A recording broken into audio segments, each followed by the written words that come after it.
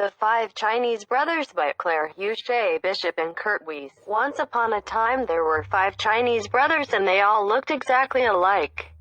They lived with their mother in a little house not far from the sea. The first Chinese brother could swallow the sea.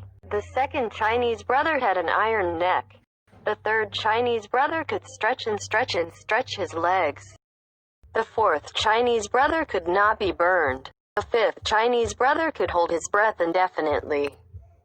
Every morning the first Chinese brother could go fishing, and whatever the weather, he would come back to the village with beautiful and rare fish which he had caught and could sell at the market for a very good price. One day, as he was leaving the marketplace, a little boy stopped him and asked him if he could go fishing with him. No, it could not be done, said the first Chinese brother. But the little boy begged and finally the first Chinese brother consented. Under one condition, he said, and that is that you shall obey me promptly. Yes, yes, the little boy promised.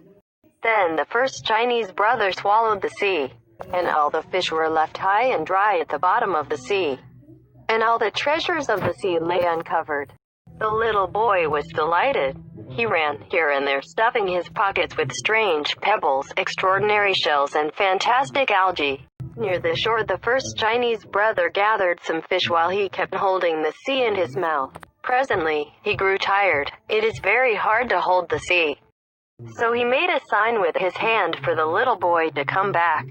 The little boy saw him but paid no attention. The first Chinese brother made great movements with his arms that meant come back. But did the little boy care?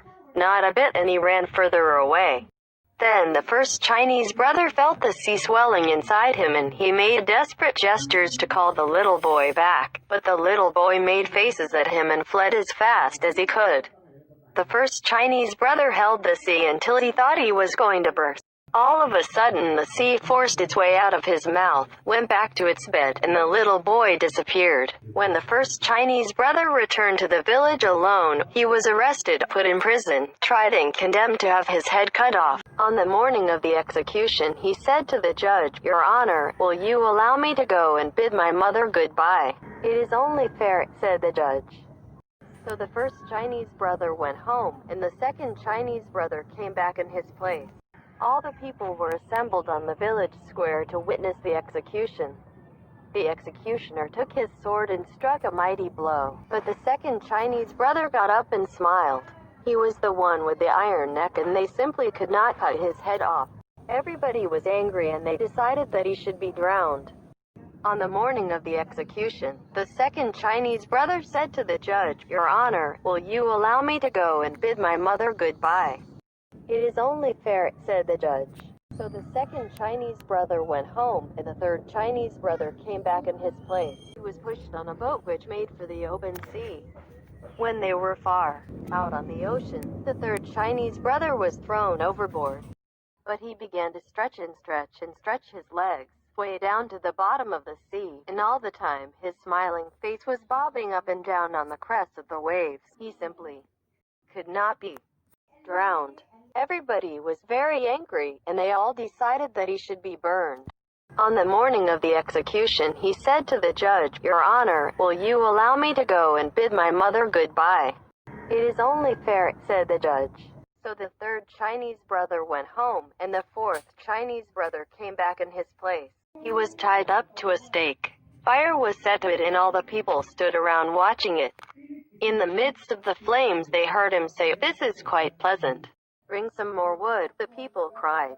The fire roared higher. "Now it is quite comfortable," said the fourth Chinese brother, for he was the one who could not be burned.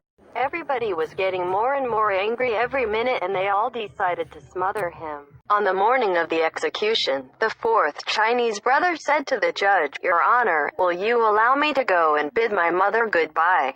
"It is only fair," said the judge.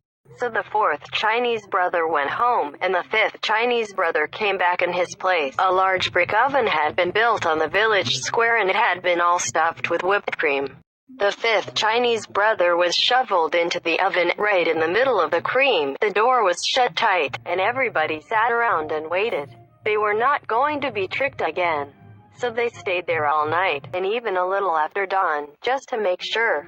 Then they opened the door and pulled him out, and he shook himself and said, "My, that was a good sleep." Everybody stared open-mouthed and round-eyed. But the judge stepped forward and said, "We have tried to get rid of you in every possible way, and somehow it cannot be done.